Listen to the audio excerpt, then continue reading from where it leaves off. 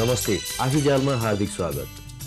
केही वर्ष अगाडि बारा जिल्लाको तामागढीमा वृक्षारोपण गर्न ल्याएका मानिसहरू अहिले सङ्कटमा परेका छन्।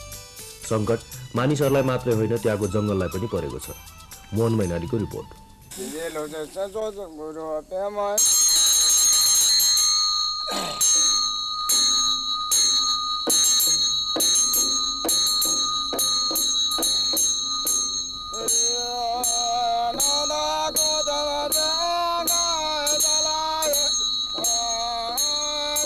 15 वर्ष अघि यी मानिसहरूलाई यहाँ राख्दा सधैँका लागि यहाँ राख्ने भनिएको थिएन। उनीहरूलाई त्यति बेलाको नाङ्गो जमिनमा बिरुवा रोप्न र तिनको गोडमेल गर्न यहाँ बसाइएको थियो। बिरुवा रोपेर तिनको सुरक्षा गरे बापत उनीहरूले यस जमिनमा खेतीपाती गर्न पाउँथे। बिरुवा बढेपछि उनीहरूले अर्को ठाउँमा सर्नु पर्थ्यो। बिरुवा रोप्ने 3-4 वर्ष त्यही खेती गर्ने र बिरुवा बढेपछि त्यहाँबाट अन्त सर्ने उनीहरूको बानी बसेको थियो। तर 15-16 वर्ष अघि यस ठाउँमा आएपछि उनीहरूले अन्त सर्न ठाउँ पाएनन्। अहिले उनीहरू बसेको बारा जिल्लाको तामागढीको यस बस्तीमा रुख अग्ला भइसकेका छन्। त्यसैले यहाँ खेती गर्न गाह्रो भएको छ। तैपनि यहाँका मानिसहरूले यहाँ कोदो, मकै, गहुँ जस्ता अन्न र बेसार, अदुवा जस्ता नगदे बाली लगाएका छन्। यसरी गरिएको खेतीबाट उनीहरूको जीवन धान्न गाह्रो छ। यहाँका 355 घरका मानिसहरूले भोगेको अर्को समस्या खानेपानीको हो।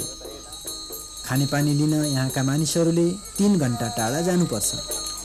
जङ्गलको बाटो भएकोले पानी लिन जाँदा यहाँका महिलाहरू बलात्कार भएर मरेका छन्। एउटा पानी लिन भनेर गइराखेको, लुगा धुन भनेर 2टा भाइ गइराखेको। अन्तखेरि तिनीहरूले त्यो अलि एवकै भइसकेकी थिए दिदी चाहिँ भन्ने। तिनीहरूले इज्जत लुट्नको लागि ती खडा भएछन्। अब पहाडियाको रिस यिनीहरूले मार्छन् भन्नको लागि त्यो 2टा बच्चा पनि बन्जारले हिर्काएर मारेर तिनीहरूले काम गरेछन्। उसले जबरजस्ती अम्किन कोसिस गरेछ। हातमा भुत्लासम्म मानिसका फेला परे। हेर्नुहोस्, 3जनाको मृत्यु त्यहीँनिर भयो है। ठुलो मृत्यु चाहिँ त्यो हो। दोस्रो, पानी लिन जाँदाखेरि बेलुकाखेरि मगर जातको मगर्ने हुनुहुन्थ्यो। उहाँ गएर पानी लिन जाँदाखेरि गुहारी पाउनु भएन। 2-4 जनाले बलात्कार गरिदिनु भन्छ। 2 युवती हुनुहुन्थ्यो। पत्ता लगाउन सकिएन त्यो अपराधी। 10-8 दिनपछि मृत्यु भयो।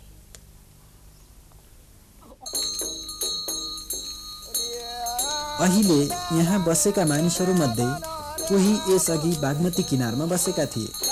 कसैलाई चाहिँ अहिले बजार भएको सिन्धुलीको भिमान बजारबाट उठाइएको हो। त्यहाँ भिमानमा अघि चाहिँ त्यहाँबाट उठाइयो। फेरि दोस्रो ग्रुप आएर बस्यो। तिनलाई चाहिँ उठाइएन। उनीहरू सहरिया भए, हामी जङ्गली भयौँ। यति एउटा अफसोस छ। एउटा कुरा, जङ्गल बढेपछि यहाँ मानिसहरूलाई रोग पनि थपिएको छ। कालो ज्वरो आउँछ। यहाँ धेरै मान्छे कतिजना जति मरे, 15-16 जना त कालो ज्वरोले मरे अहिले हाल। पहिले त्यो बिमार थिएन यहाँ। अहिले त्यो बिमार आएर धेरै नै मान्छेलाई खर्च गरून्, पैसा छैन, गरिब हुन्। एकै घरका 4 जना पनि मरे। हेर्नुहोस्, भोट हाल्ने बेलामा बाहेक यहाँका मानिसहरूको बाहिरी संसारसँग सम्पर्क छैन। झन्नै 1000 जना मतदाता भएको यस बस्तीमा स्कुल, बुलाक, सञ्चार, यातायात, स्वास्थ्य र खानेपानी लगायतका कुनै पनि सुविधा उपलब्ध छैनन्। यहाँ दर्ता गरेर गोष्ठीमा पास गरेर डेपु साहबले माथि पठाउनु भयो। सरासरी सबै कुरो लेखापढी हुँदै राम्रैसँग गएर वन मन्त्रीले पनि साइन गरेर अन्तखेरि ल चगटी दे भन्नुभयो। चगटी दे भनेपछि डेपु साहबले कहाँको जग्गा चगटी दिनुभयो त? चिनी मिलको जग्गा 800 बिघा चगटी दिनुभयो। अब त्यो त चिनी मिलको अन्तर्गत पर्यो। अब त्यो उद्योग मन्त्रालय अन्तर्गत पर्यो। त्यसको छ्यानफ्यान भएको छैन। त्यही दिने हो, अन्त दिने हो, त्यसको छ्यानफ्यान भएको छैन। सुन्नु न, त्यो अब सुन्नु न, हावा गफ गरिदिन्छन्। यसो भोट लिनलाई कसैले पनि कुनै पार्टीले पनि आज तक भोट चाहिँ एमाले सरकारले 4 बिहान दिन्छु भन्यो, काङ्ग्रेसले 2 बिहान दिन्छु भन्यो, तर कसैले पनि केही आज तक 7 वर्ष भयो केही गरेको छैन पार्टीको तर्फबाट। बरु वनले त्यतिसम्म माथि पिरायो, वनकै आधारमा बसिया हुनाले, लेकिन पार्टीको तर्फबाट आज तक केही पनि हामीहरूलाई उपलब्धि केही पनि छैन। हेर्नुहोस्, यहाँ मानिसलाई मात्र होइन जङ्गललाई पनि नराम्रो असर परेको छ। यहाँको जङ्गल पनि प्रतिदिन मासिँदै गएको छ। बिरुवा हुनुपर्ने ठाउँ क्रमशः खेती गर्ने जमिनमा फेरिँदैछ। यस्तै स्थिति कायम रहने हो भने यी मानिस र जङ्गल दुवैको अवस्था नराम्रो हुने निश्चित छ।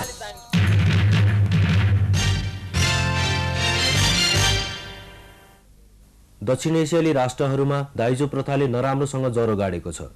दाइजोको कारण छोरी नजन्माउने चलन पनि बढ्दैछ। अब प्रस्तुत हुने रिपोर्ट एकजना भारतीय महिलाको बारेमा छ। धेरै छोरी पाएकै कारण उनी आफ्ना 2 छोरी सहित आत्महत्या गर्न बाध्य भइन्। टेलिभिजन ट्रस्ट फर द इन्भाइरोन्मेन्टबाट प्राप्त सामग्री।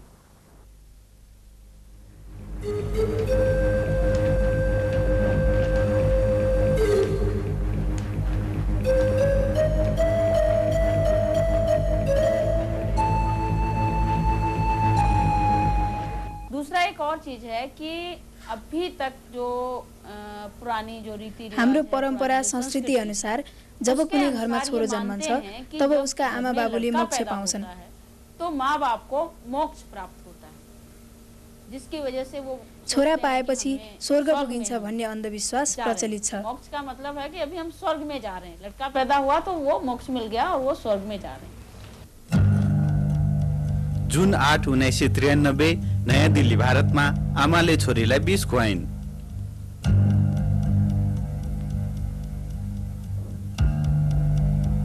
लाली देवीले 2 छोरी सहित आत्महत्या गरिन्।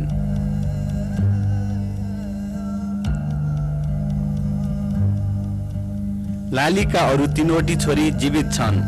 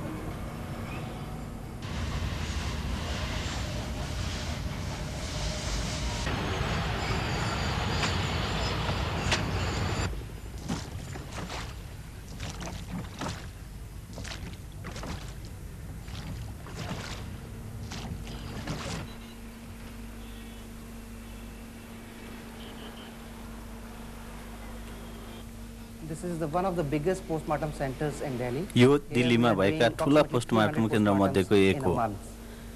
हामी यहाँ 1 महिनामा 300 वटासम्म लास पोस्टमार्टम गर्छौं।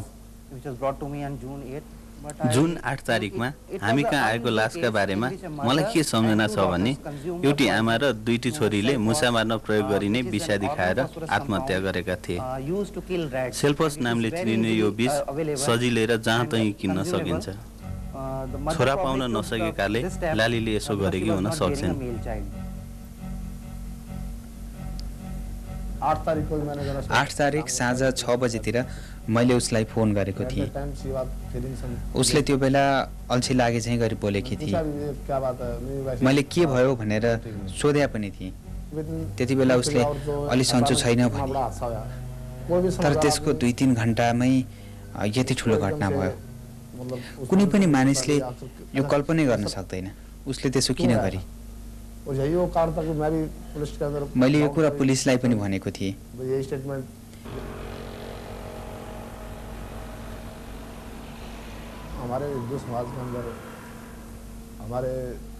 हाम्रो हिन्दू समाजमा जब छोरीलाई विवाह गरेर घर पठाइन्छ। हाम्रा मान्यजनहरूले हामीलाई यही शिक्षा दिए कि जुन घरमा छोरीको डोली जान्छ त्यस घरबाट उसको अर्थी मात्र निस्कन्छ।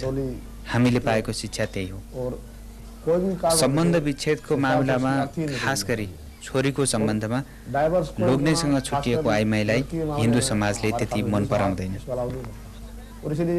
त्यसैले महिलाहरू सम्बन्ध विच्छेद गर्नुभन्दा बरु हरेक बुहार्जन खप्छन्। सम्बन्ध विच्छेद गर्नुभन्दा बरु मर्नु राम्रो सम्झिन्छन्। लालीको सम्बन्धमा हामी पनि त्यही समाजका एक अङ्ग हौँ। हामी पनि लालीले लोग्नेसँग सम्बन्ध विच्छेद गरोस् भन्ने चाहँदैनथ्यौँ। उसले जसरी पनि घरमा मिलेर बस्नुपर्छ भन्ने हामी सोच्थ्यौँ। हामीले यसको लागि प्रयास पनि गरेका थियौँ।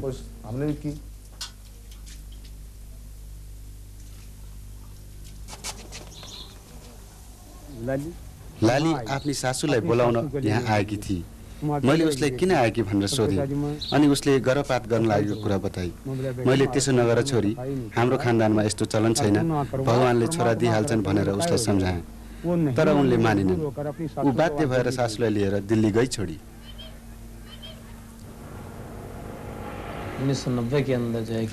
1990 में अमृत क्लिनिकले अल्ट्रासाउन्ड टेस्ट सम्बन्धी विज्ञापन गरेको थियो।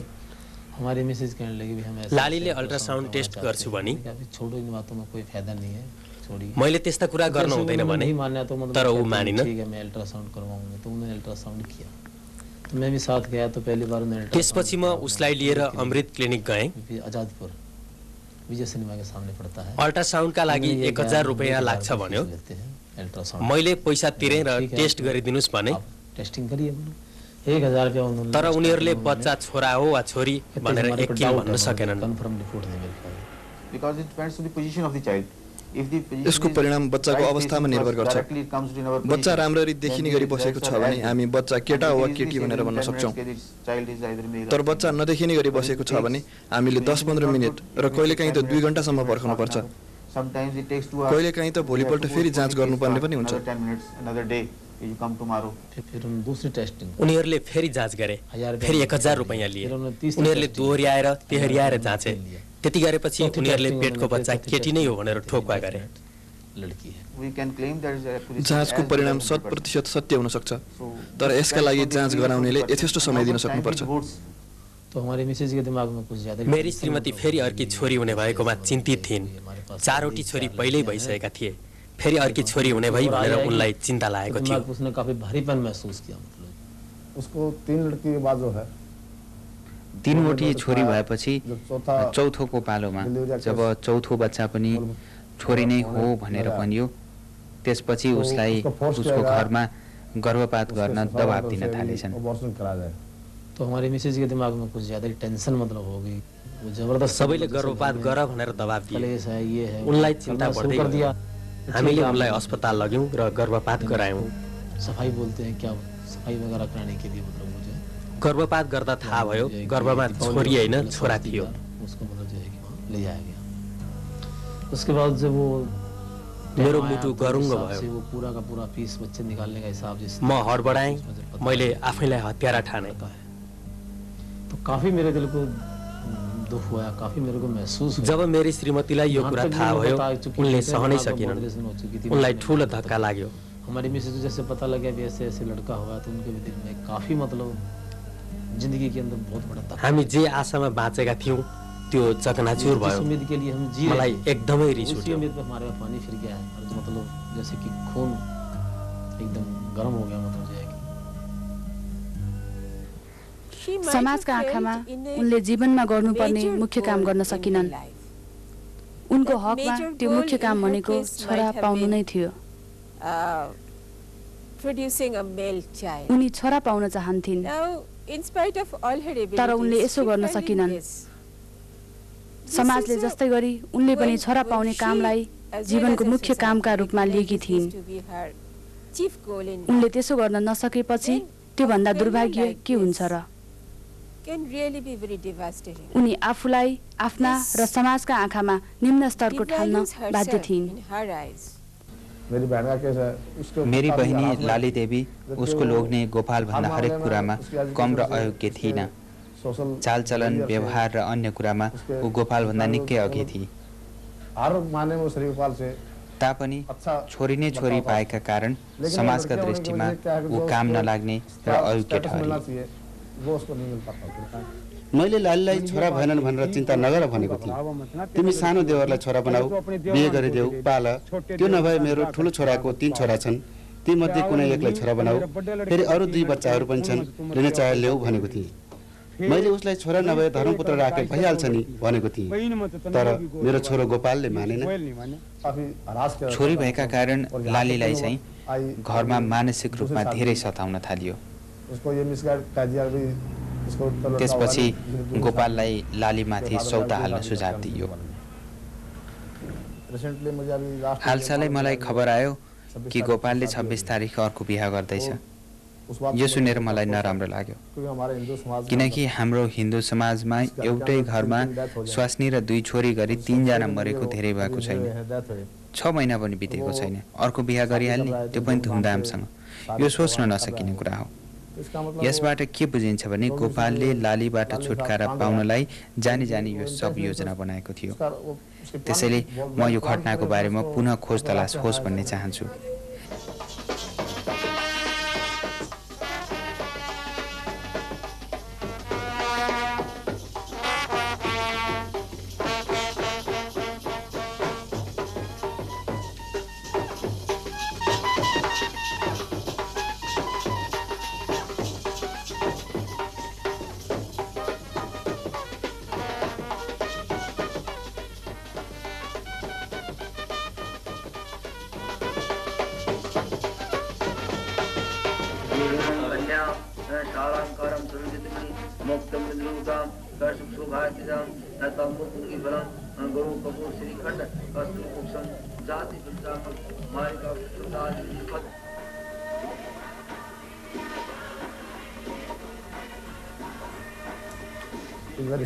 गोपाल हर्ष बढाइ गरिरहेको छ। लाली र 2वटी छोरी मरेकोमा उनीहरूलाई कुनै दुःखै छैन। 3 जना मरेको 5 महिना पनि भएको छैन। म यो भन्दिनँ कि यसो हुनै हुँदैन। हाम्रो हिन्दू समाज होस् वा अन्य कुनै समाजमा यस्तो त संसारमा कहीँ पनि हुँदैन। हुन्छ, तर 4-5 जना मन्दिरमा गएर साधारण बिहा गर्छन्, तर गोपालको अनुहारमा शोकको कुनै चिन्ह समेत छैन। गोपाललाई हेरेर कसैलाई पनि लाग्दैन कि 5 महिना पहिले उसले 3 जना गुमाएको थियो, तर उसले कमसेकम 1 वर्ष त कुर्न सक्थ्यो नि।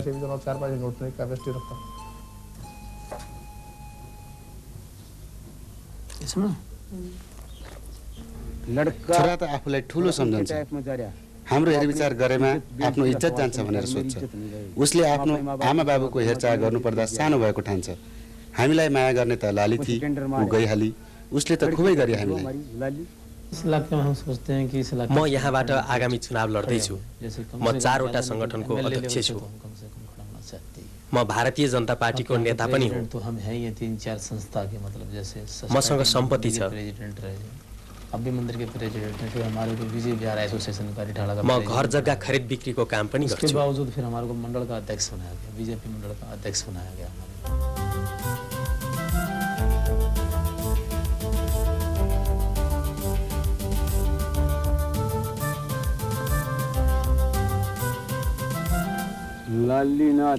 लालीले यो सोचेर आत्महत्या गरिन् कि मेरा छोराहरू छैनन्, बहिनीहरूले पनि खिसी गर्छन् अनि छोरीहरू पनि मारिन्, किनकि उनीहरू ठुला हुनेछन्। यदि यिनीहरू पनि मसँगै गए भने समस्या नै रहँदैन। दाइजोको 5 लाख नै बच्छ। मुख्य कारण यही हो। हाम्रो समाज बिग्रँदो छ। बिना दाइजो छोरीको बिहा गर्न कठिन छ। हाम्रो जातिमा गरिबभन्दा गरिब जातिमा पनि दाइजोमा 1-2 लाख रुपियाँ त खर्च गर्नै पर्छ। त्यसैले मानिसहरू धेरै छोरी भएको रुचाउँदैनन्। जहाँसम्म मेरी बहिनी लालीको कुरा छ, उसका 5वटी छोरी थिए। आफ्नो लोग्नेले सौता हल्ला भनेर उनी तर्सिएकी थिइन्। उनलाई यति विधि हेपिएको थियो कि उनले सबै 5वटै छोरी आफूसँगै मार्न सक्थिन्।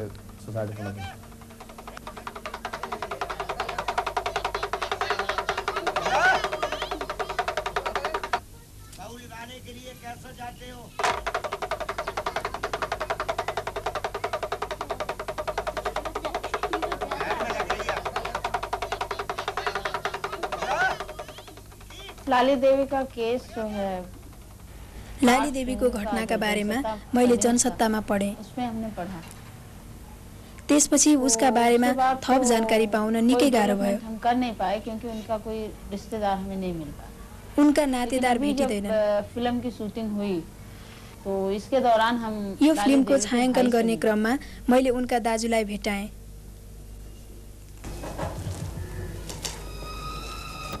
गर्ग साहब, तपाईकी बहिनीको आत्महत्याको बारेमा जुन घटना छ त्यसका बारेमा तपाईले केही सोच्नु भएको छ कि छैन? उसके ऊपर आप क्या सोच रहे हैं? ये भी तपाई के गर्न चाहनुहुन्छ कि हुन्न? यसमा तपाईको के विचार छ? मुद्दा नहाल्नु राम्रो, तर मुद्दा हालेर हारियो भने समाजमा अपहेलित हुनुपर्छ।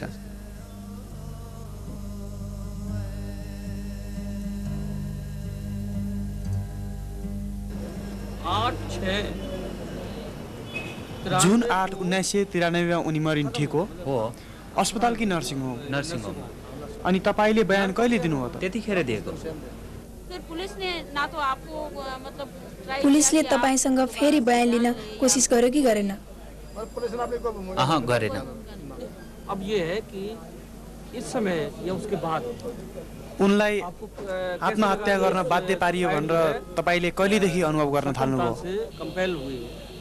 छिमेकीहरूसँग कुरा गरेपछि मैले के ठाने भने उसलाई आत्महत्या गर्न बाध्य बनाइयो। प्रोसिजर ये है।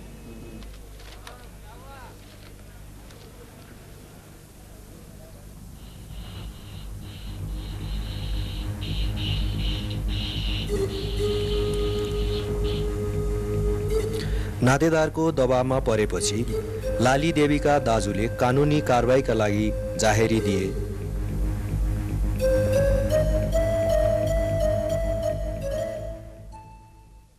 आँखीजालमा थप विविधता ल्याउन आजदेखि हामीले एउटा नयाँ स्तम्भ सुरु गरेका छौँ। यसमा छायाङ्कनको क्रममा भेटिएका व्यक्तिहरूको रोचक विचार समेटिनेछ।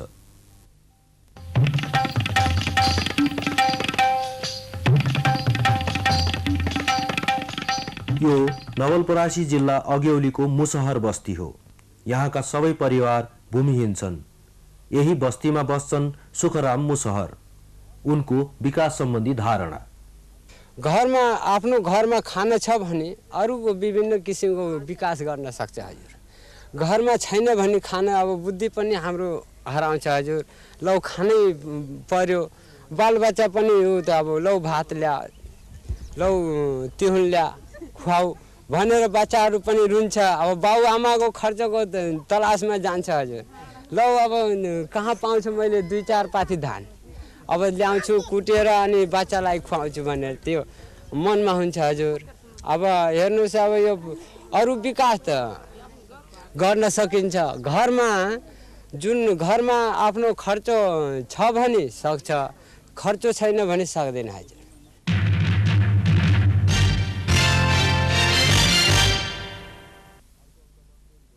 हस्त आजलाई यति नै। अर्को अङ्कमा फेरि भेटौँला। शुभरात्रि।